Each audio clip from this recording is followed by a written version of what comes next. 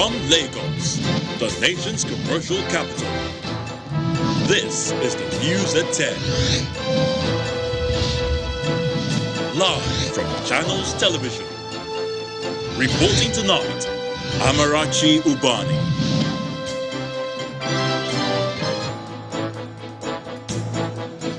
Tonight, Vice President Yemi Osinbajo says his experience in the last 7 years has prepared him for the nation's top job as he visits the ancient city of Ibadan to seek the support of party faithful in his presidential bid. Former President Goodluck Jonathan is not yet decided whether or not to throw in his hat as his supporters ask him to join the presidential race. Nigeria police declared 12 persons wanted over recent killings and kidnappings in Isuanyocha, Anambra State. And in international news from London, Russia takes control of 40 more villages in eastern Ukraine, but President Zelensky say these and other gains are only temporary. And on business news tonight, Nigeria's Minister of Finance, Zainab Ahmed, says the country will meet its daily crude output quota in 2 weeks. On sports news tonight, Manchester United interim manager Ralph Rangnick confirms France midfielder Paul Pogba is unlikely to play for the club again this season. And from the nation's capital, Federal High Court in Abuja sacks former Speaker of the House of Representatives, Yakubu Dogara, from the Green Chamber over his defection to the All Progressives Congress.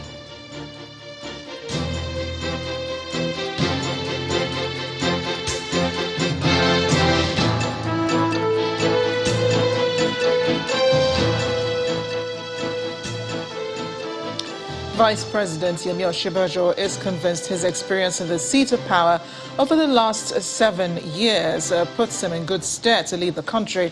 Professor Osinbajo made the declaration in Ibadan, the Oyo State capital, today, where he met with delegates of the All Progressives Congress in the state to intimate them on his plan to contest as president.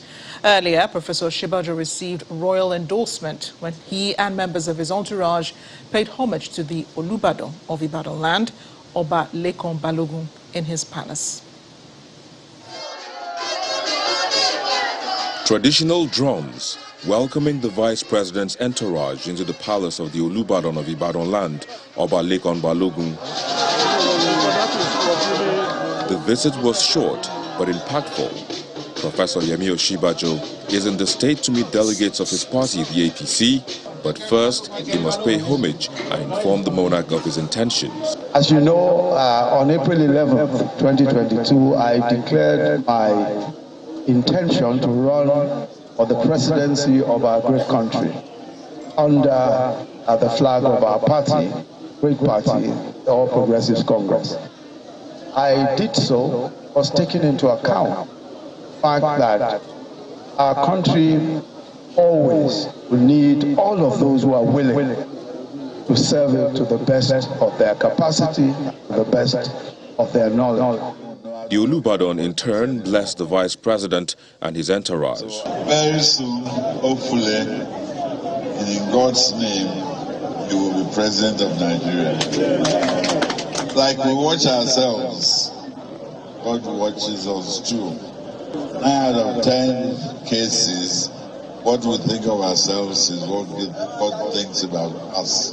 Vice President, very wonderful human being, very wonderful person. May Allah grant you access to what you have of life. Your Excellency, sir, just a word from you, sir. Then the main business of the day. He meets with the delegates of the APC in Oyo State with the aim of convincing them on why he is the right man for the job. I have served in the government, the federal government of Nigeria, for the past 7 years. And in those 7 years, I have been involved because the president considered it right to do, and in his own generosity and his openness, he gave me every opportunity to serve, including very sensitive international assignments. As you know, I also acted as president during certain periods when the president was away on medical vacation. Everything that I learned as vice president, everything that I've learned as acting president has prepared me to run as president of our country and to function as president of our country. Some of the APC chieftains in the state also gave assurance of a united front for the APC as far as the presidency is concerned. There's no gender, no Jew, no gender here. When it comes to this show, Osinbajo. Many of you I know we have spoken to, you are already a converted follower of Osinbajo. The vice president is also assuring that supporters who genuinely work for the party will not be forgotten. Meanwhile, for supporters of former President Goodluck Jonathan, they may just have to wait for some more time to know whether or not he will be joining the presidential race. And that's because Dr. Jonathan has made it clear he has not yet decided if he will run for the presidency in the 2023 elections. He gave his position while addressing a solidarity rally in front of his office in Abuja, comprising men and women, demanding that the former president joins the race. Yes, you are calling me to come and declare for the next election. I cannot tell you I'm declaring. The political process is ongoing. Just watch out.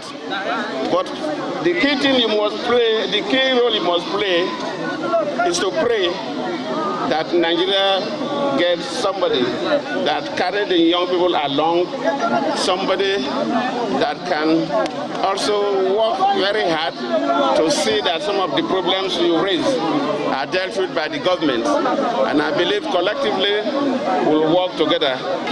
For you to come this morning in this manner shows clearly that the youth are interested in politics. We have always been urging that the youth must get involved in the political process. And luckily, the law Not Too Young to Run bill has made it very clear that young people can contest almost every position in the government.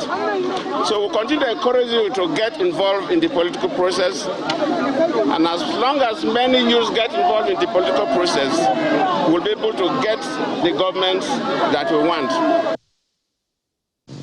Staying with politics, it appears the Northern Elders Forum has pruned down its choice of consensus candidates to 2. A forum which gave its position in a report today says it has picked Governor of Bauchi State, Bala Mohammed, and former President of the Senate, Dr. Bukola Saraki, as the Northern Consensus presidential candidates of the People's Democratic Party. Professor Ango Abdullahi, who spoke to journalists on the report, explains the forum resolved that Governor Bala Mohammed from the Northeast and Dr. Bukola Saraki from the North Central be presented as the group's Northern Consensus candidates. He, however, says they are to work together, make allowance for further consultations to foster understanding amongst themselves, the PDP community, and decide on which of them would ultimately be the consensus candidate. Just a day after announcing its 5-year strategic plan, the Independent National Electoral Commission, INEC, has announced it has suspended the continuous voter registration exercise in parts of Imo, Anambra and Kaduna states owing to rising insecurity and attacks on its field officers. At a meeting with resident National Electoral Commissioners in Abuja, the INEC chairman, Mahmoud Yakubu, expressed optimism that the security agencies have enough time to address the security challenges before the 2023 general elections next year. We are concerned about the safety of our personnel and Nigerians who come out to register at the various registration centers. We are also concerned about the security of our equipment and materials, including the printed permanent voters' cards made available for collection by registered voters. Consequently, following the unfortunate incident in Imo State last week, the Commission suspended the CVR exercise in all the 54 additional centers in the state. The exercise is now restricted to our state and local government offices, except Ihite Uboma, Njaba, and Osu, where the exercise has been suspended for the time being. Similarly, based on the urgency of the situation in Anambra State, the CVR has been suspended in all the 42 additional centers and confined to our state and local government offices, except Inewi South and Ogbaru local government areas, where the exercise is also temporarily suspended. Furthermore, in Kaduna State, the exercise has been suspended in Jama and Kaura, as well as large areas of Bruningwari and Giwa, on account of insecurity in the 4 LGAs. Fortunately, we have started the preparations for the election early. There is therefore ample time to deal with the current situation and enable the Commission and all stakeholders to deploy nationwide for the election. In other news, the Nigeria police has declared 12 persons wanted over recent attacks in Isuanyocha, Oka North local government area of Anambra State. A statement by the full spokesperson, Muyiwa Adejobi, says the 12 suspects are guilty of conspiracy, murder, armed robbery, terrorism, kidnapping, cultism, and unlawful possession of firearms.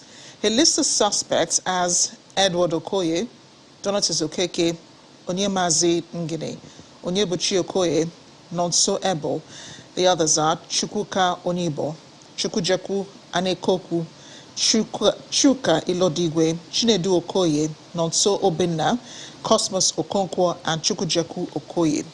While appealing to members of the general public to assist with useful information to facilitate their arrests, Mr. Adejobi adds that the police has secured a court order to declare the suspects wanted. Stay with security. The National Center for the Control of Small Arms and Light Weapons has received 517 small arms and light weapons from Operation Safe Haven in Jos Plateau State.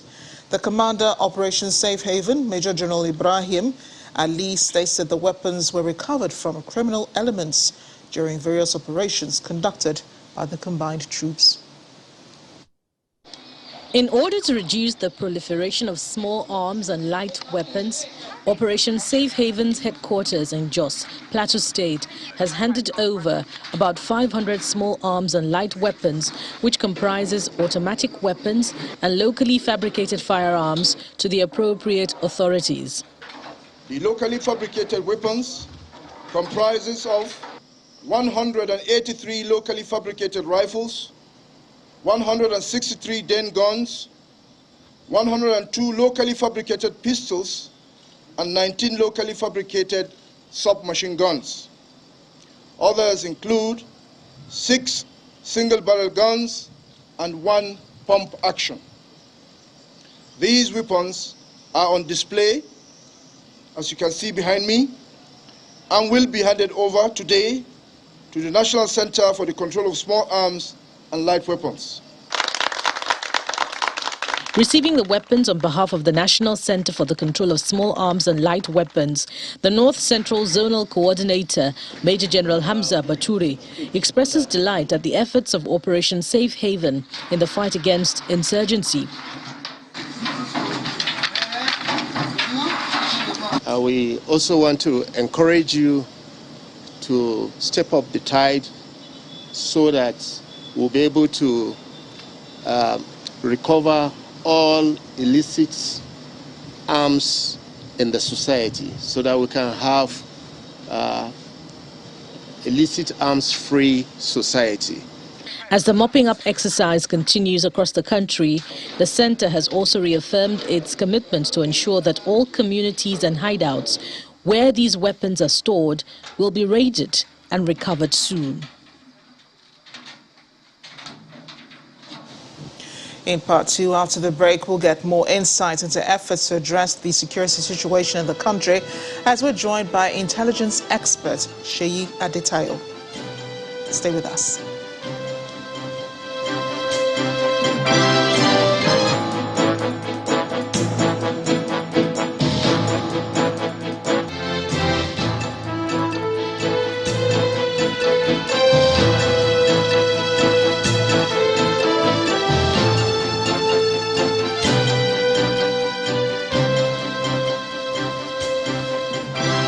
Welcome back. If you just joined us, to watching the news at 10 live on Channels Television Lagos. A reminder of our top stories. Vice President Yemi Osinbajo says his experience in the last 7 years has prepared him for the nation's top job as he visits the ancient city of Ibadan to seek the support of party faithful in his presidential bid. Former President Goodluck Jonathan has not decided whether or not to throw in his hat as his supporters ask him to join the race. Nigeria police declared 12 persons wanted over recent killings and kidnappings in Isuanyocha in Anambra State. And Russia takes control of 40 more villages in eastern Ukraine, but President Zelensky says these gains are only temporary.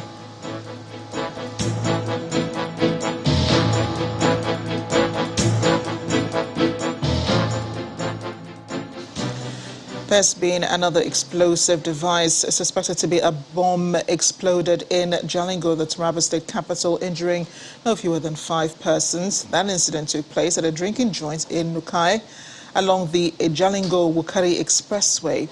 Although no life was lost in the explosion, some victims have lost consciousness. An eyewitness who spoke to Channels Television said the suspected suicide bomber arrived at the spot, dropped a polythene bag and left. He has some children around who saw the suspected suicide bomber could not speak until after the explosion.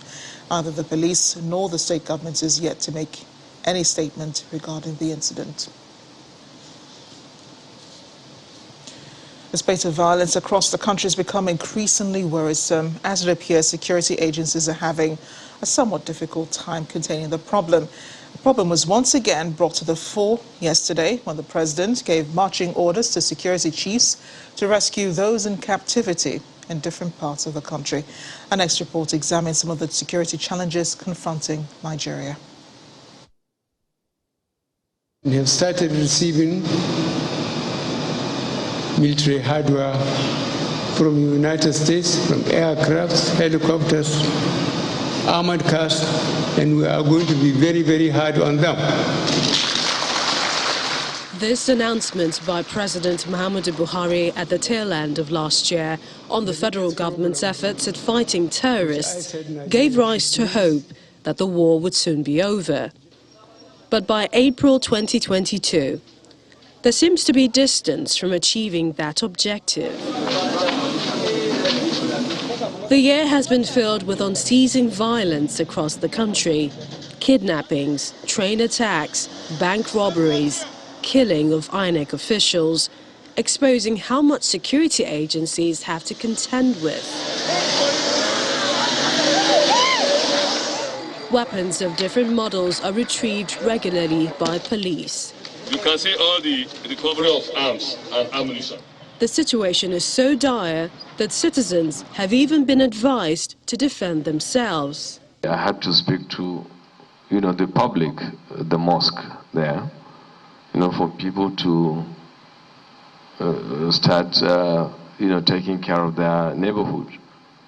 Otherwise, we'll just continue, relaxing, and before we know it, they strike. That's it. This compelled the president to convene this meeting where a mandate was given to security chiefs. He has made it very, very clear. The first assignment he's given to the security agencies, especially the armed forces and the police, is to rescue those that are in captivity. Not just those that have been captured, but that were captured during the last train incident, but those that have been in captivity in other parts of the country. But with issues like arms smuggling, proliferation of borders, inadequate identification system, the security agencies faced with their own challenges have their work cut out. Let's talk some more about this now. Being joined on the news at 10 by intelligence expert and former DSS operative Sheyi Aditayo, thank you for joining me on the News at 10.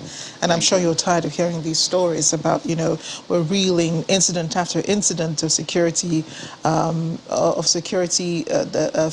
in the country. And then, you have the president calling for the security chiefs to do more to stop those attacks and to also rescue abducted persons across the country. What comes to mind when you hear, another order from the president? Well, it is expected that with respect of attacks in recent time that such a meeting should be held. And from what we've seen so far, especially the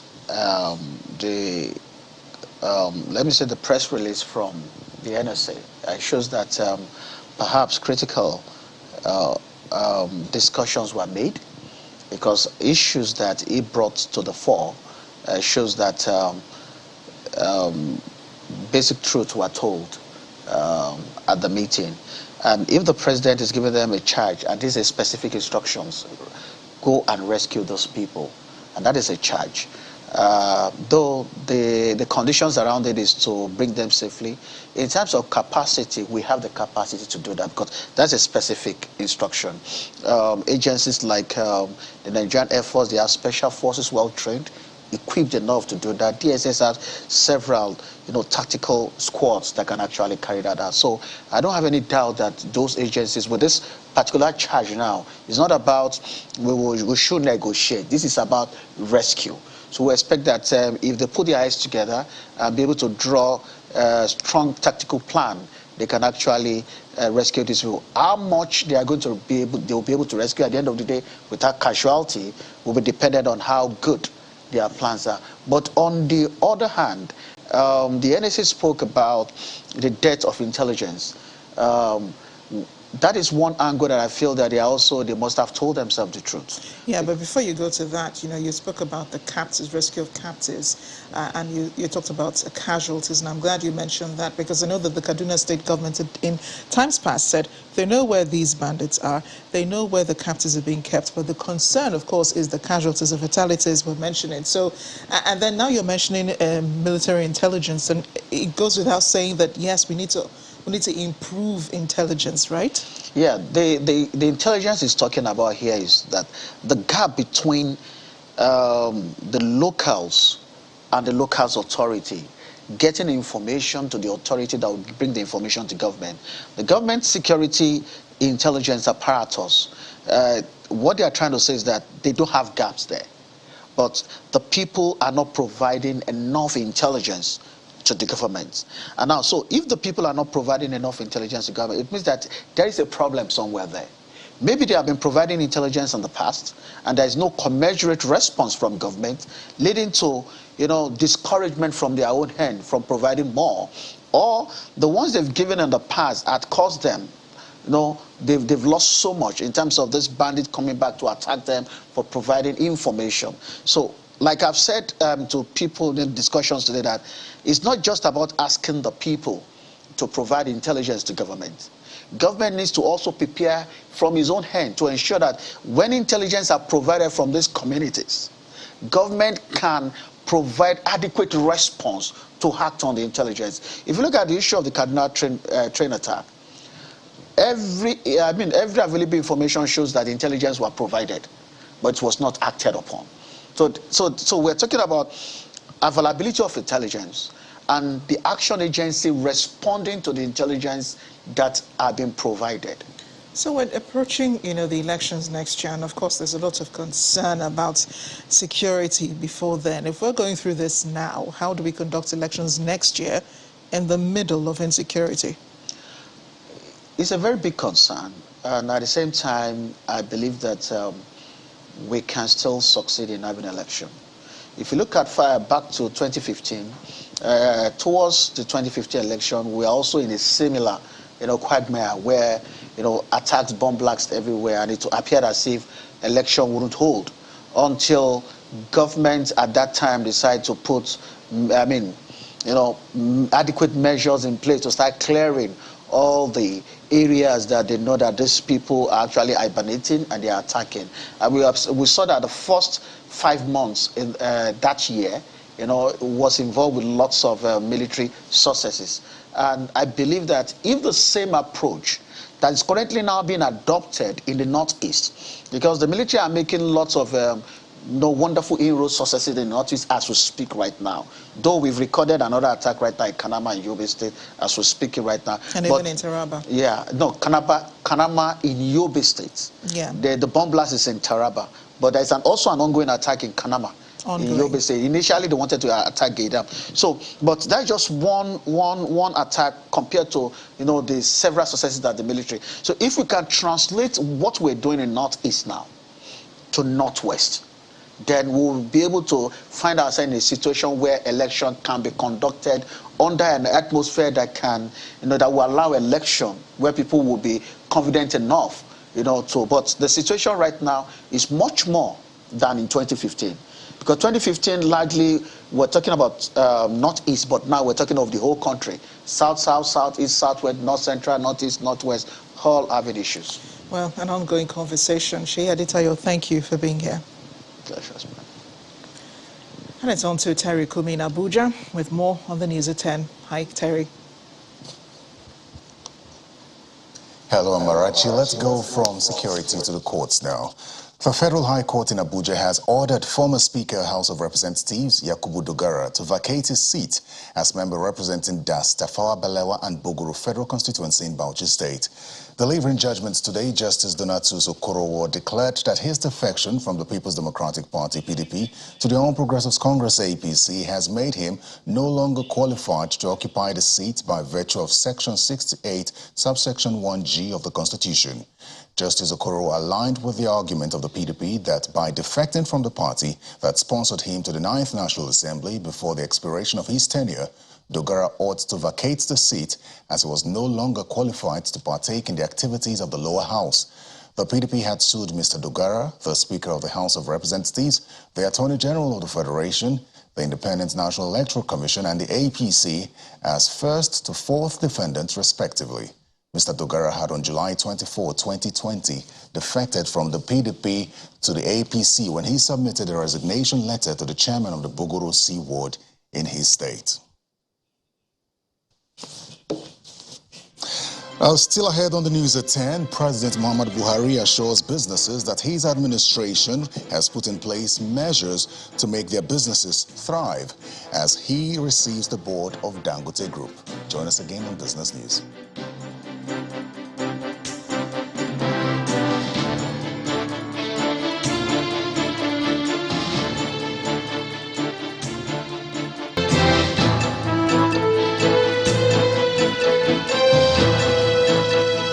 Welcome back to the news at 10. President Muhammadu Buhari has reassured businesses that his administration is tackling challenges that affect them.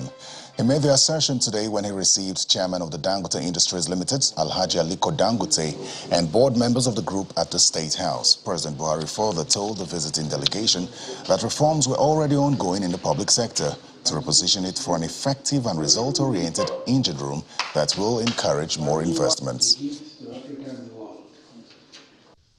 I know that market realities will bring pressure to bear on Dangote Fertilizer Limited to seek to meet the demands of your export customers.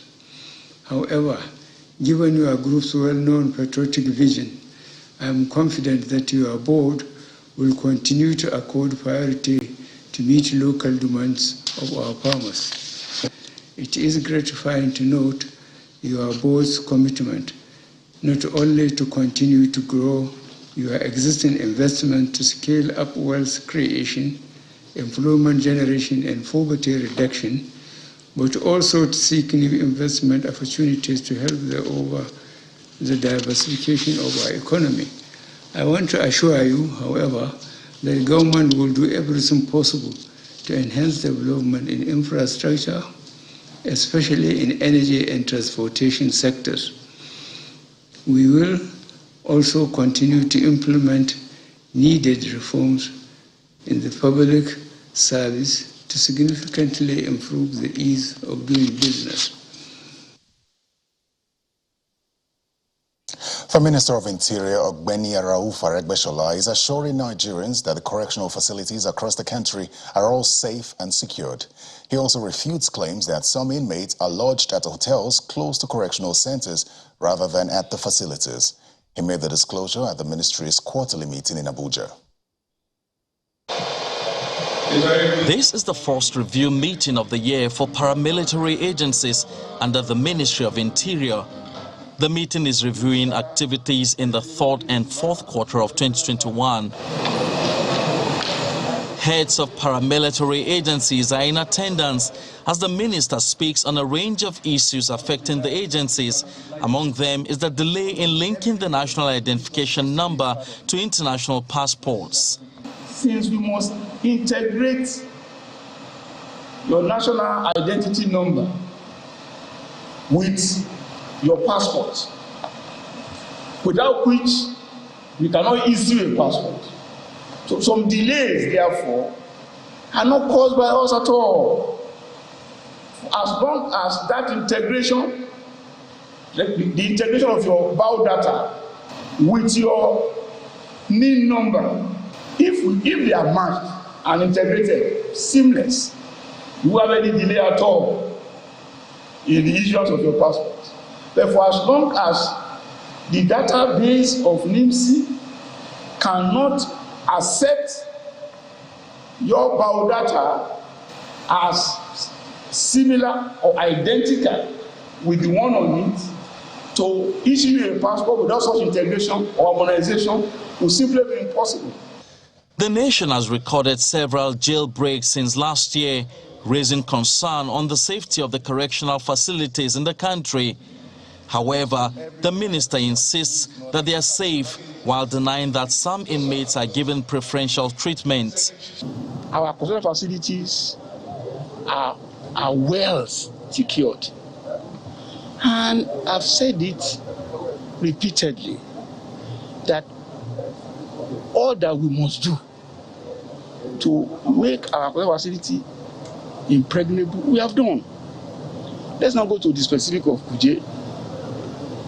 Developments are human, and it's the duty of government to respond to such developments. The meeting also discussed future plans to make the agencies function optimally. Now, for lovers of the popular TV series, The Village Headmaster, it's good news as the show is about to make a comeback. The Director General of the Nigerian Television Authority, Yakubu Mohammed, told newsmen in Abuja today that the new series, coming 34 years after the old edition was rested, is a combination of some of the old casts and some new entrants.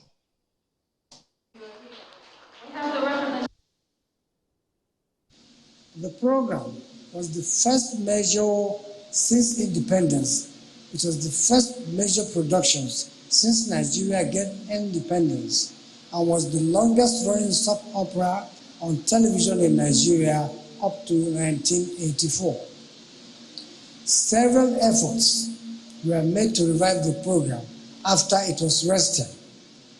The one that readily comes to mind happened in 2001 when NTA made concerted efforts to ensure that the Village Headmaster was revived. This effort excited many Nigerians. However, the hopes of Nigerians waiting for the Village Headmaster were dashed as the efforts did not yield any fruits. We were very disappointed.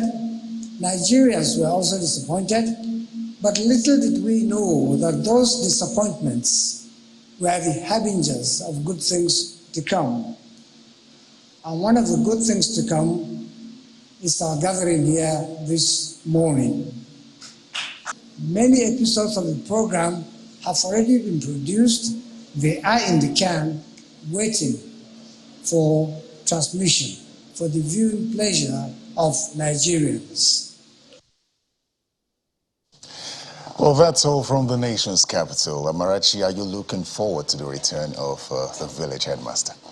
Well, I am, Terry. Unfortunately, I have bad news here in Lagos.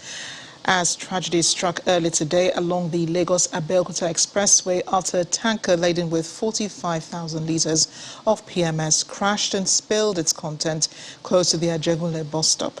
According to the National Emergency Management Agency, the tank exploded as some residents were trying to scoop the product, killing a 15-year-old boy and injuring others. Coordinator of the Lagos Territorial Office of NEMA, Mr. Ibrahim Fariloye, says the buffer zone between the road and residential houses saved many homes from being affected, although over 40 makeshift shops were damaged.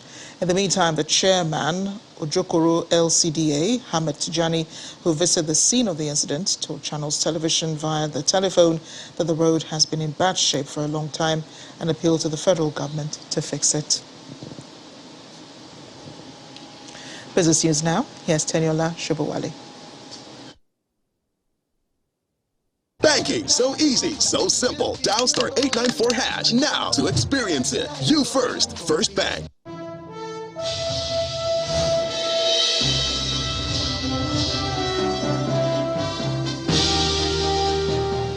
Thanks a lot, Amarachi. Welcome to Business News.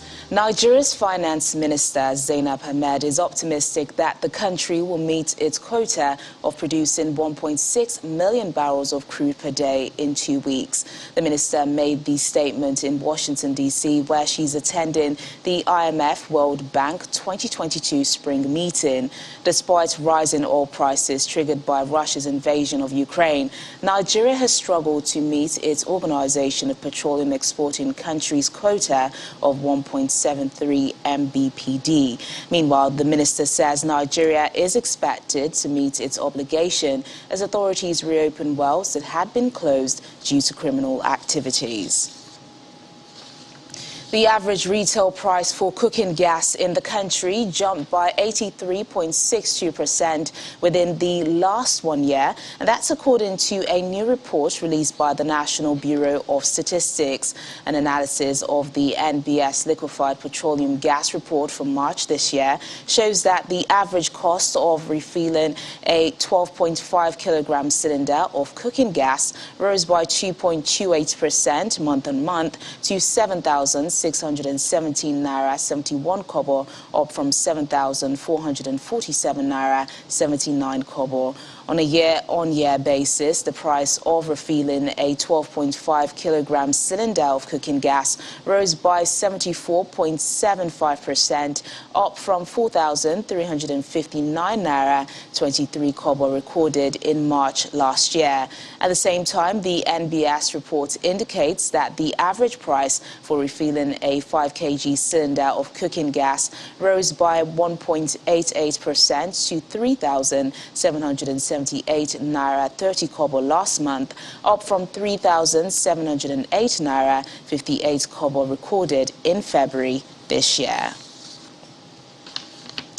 The federal government is set to implement a roadmap for blockchain technology in the country. The Director General of the Bureau of Public Service Reform, Dasuki Arabi, made this known at a 2-day workshop organized by the Nigerian Communications Commission in collaboration with BPSR in Abuja. Mr. Abari explained that blockchain, which is a digital ledger of transactions, was real and had come to stay, hence the need to innovate the technology. He also mentioned that a national government e-master plan, which has been approved by the Federal Executive Council, which had set strategies for digitization from paper to paperless governance by the year 2030. And one of the largest brewing company in Nigeria, Nigerian Breweries PLC, has announced 120 kobo per share to its shareholders. The chairman, board of directors of the Nigerian Breweries, Mr. Kolawole Jamodu, made this known in Victoria Island, Lagos, during its 76th annual general meeting. He says the 2021 performance reflects the strength of the company in the face of economic downturn, which will continue to come up with innovative ideas that will improve its products. The management of Nigerian Breweries PLC holds the company's 76th annual general meeting at the Civic Center, Victoria Island, Lagos, with few shareholders attending physically.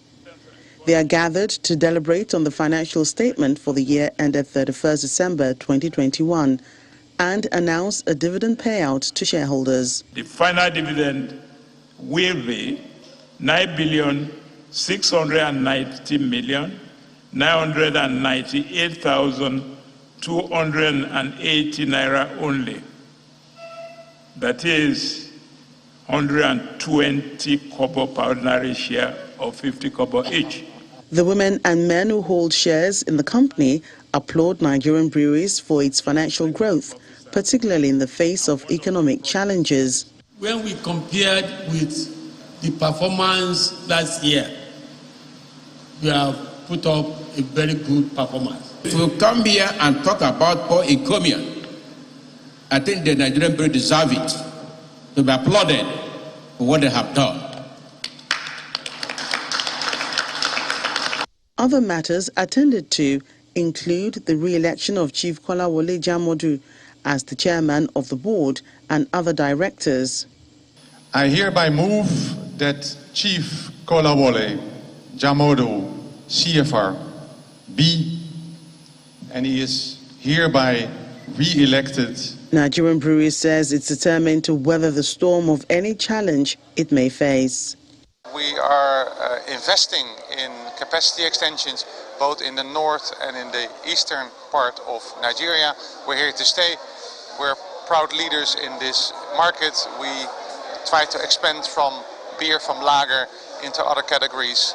And, you know, despite the many challenges that are there, we see quite a prosperous future for our business. I can assure them, my stakeholders, that we will continue to make the investment in Nigerian breweries be productive and very, very competitive. Another important group is the company's customers, who get an assurance of quality brands satisfactory to all. Now, the equities market closed the last trading day of the week on a positive note, marking 4 straight days of bullish trading to hit another milestone. Will Ibong has the details.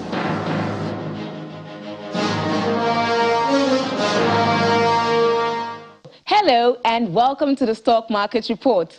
We've come up on day 4 of the winning week and the NGX scored a home run today, cruising into the 26 trillion naira mark. Another milestone hit today, and we've got the green activity chart to show for it. Shares of Access Holdings, Zenith Bank, UBA soared in today's session. It wasn't just the big names in the banking index. Look at the oil and gas space. We had stocks of O&O, Eterna, and Adova pulling strings there, while international breweries and flour mills contributed significantly to the continued bounce in the consumer goods. And Fidelity Bank led top stocks by volume with about 47.24 million units of shares traded today. We dive into the gainers list. 36 stocks gained, O&O taking the lead there, while 18 stocks wobbled.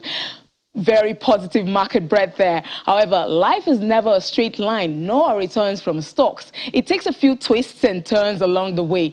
But as funds flowing into the market remain elevated, let's hope the bull run continues next week. And that's the Stock Market Report. I'm Will Ibong. It's back to you.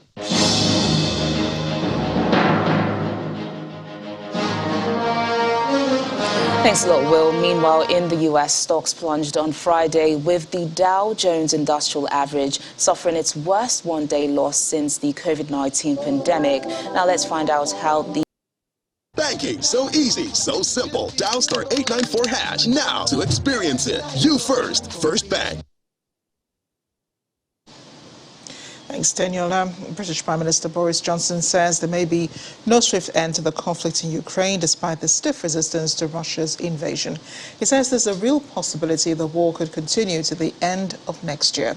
Meanwhile, earlier, Ukrainian President Volodymyr Zelensky suggested Russia's gains in the east will only be temporary. For more on this and other international news, here's Simon Pusey with Around the World in 5. Good evening and welcome to the Channel Studios here in London with your international news around the world in 5. Russian forces have taken control of 40 more villages in East Ukraine, but President Zelensky says these and other gains are only temporary. They can only delay the inevitable, he said, the time when the invaders will have to leave our territory. Physical damage to Ukraine's buildings and infrastructure from Russia's invasion has reached roughly $60 billion, that's according to the World Bank. Meanwhile, the mayor of Mariupol has issued a new appeal on Friday for the full evacuation of the southern city, which President Vladimir Putin says is now mostly controlled by Russian forces. According to the latest update from Russia's defense ministry, Russia says it struck 58 military targets in Ukraine overnight, including sites where troops, fuel depots and military equipment were concentrated. The incumbent French President Emmanuel Macron and his far-right rival Marine Le Pen have embarked on their last day of campaigning, with both taking the offence ahead of the runoff. Elle a réussi, à avancer masqué. Speaking on French radio on Friday morning, Macron acknowledged his failure to quell some of the anger felt in the country, and which Le Pen, he said, was using to drive her campaign. 2 days before the vote, the centrist pro-European incumbent leads his anti-immigration Eurosceptic challenger in opinion polls by about 10 points. But a likely high level of abstention and anger with some of Macron's policies and his sometimes abrasive style means his re-election is no done deal. Le Pen, whose policies include a ban on Muslim headscarves in public, giving French nationals priority on jobs and benefits, and limiting Europe's rules on cross-border travel, said Macron embodies an elitism that has failed ordinary people. Saying she had the common sense of a mother, Le Pen slammed Macron's perceived arrogance in the TV debate, accusing him of disdain towards her and towards voters. President Uhuru Kenyatta has announced that Kenya's former president, Mwai Kibaki, has died at the age of 90. His 2002 election ended 40 years of one-party rule since independence. However, his 2007 re-election sparked months of nationwide violence and led to 1,200 deaths.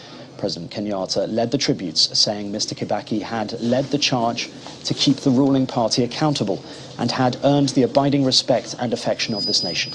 Opposition leader Kalonzo Musyoka, who served as Mr. Kibaki's vice president from 2007 to 2013, called him an iconic father figure. At least 31 Palestinians have been injured in clashes with Israeli police at Al-Aqsa Mosque compound in Jerusalem. It's the latest outbreak in a recent upsurge of violence at a site revered by Muslims and Jews alike. Red Crescent ambulance service, 14 Palestinians were taken to hospital, 2 with serious injuries. Israeli police said its forces intervened when hundreds of people began hurling rocks and fireworks and drew close to the Western Wall, where Jewish worship was underway. Britain and India have agreed to step up defence and business cooperation during a visit to New Delhi by Boris Johnson, who said a bilateral free trade deal could be wrapped up by October. On his first visit to the Indian capital as UK Prime Minister, Johnson discussed with his Indian counterpart Narendra Modi ways to boost security ties with India, which buys more than half of its military hardware from Russia. Johnson also paid tributes at the memorial of India's freedom movement fighter Mahatma Gandhi. It comes at a time when the West is trying to lure India away from Russia. On this visit alone, we've secured new deals worth £1 billion, creating more than 11,000 jobs, and perhaps most significantly of all, we're using our Brexit freedoms to reach a bilateral free trade agreement. And today, Prime Minister Modi and I told our negotiators to get it done by Diwali in October. And Orthodox Christians have held a procession in the Old City of Jerusalem, retracing what they believe is the route that Jesus Christ took to his crucifixion. Worshippers who follow the Eastern calendar began the Easter festival of Good Friday with a procession through the Via Dolorosa to the Holy Sepulchre Church, where Christians believe Jesus was buried before rising from the dead 3 days later. The first station is where Jesus was believed to have been condemned to death. The last is the tomb where Christians believe he is buried. The annual ritual in the Old City of Jerusalem attracts thousands of pilgrims from around the world every year. And that's your international news around the world in 5. Now back to the Channel Studios in Lagos.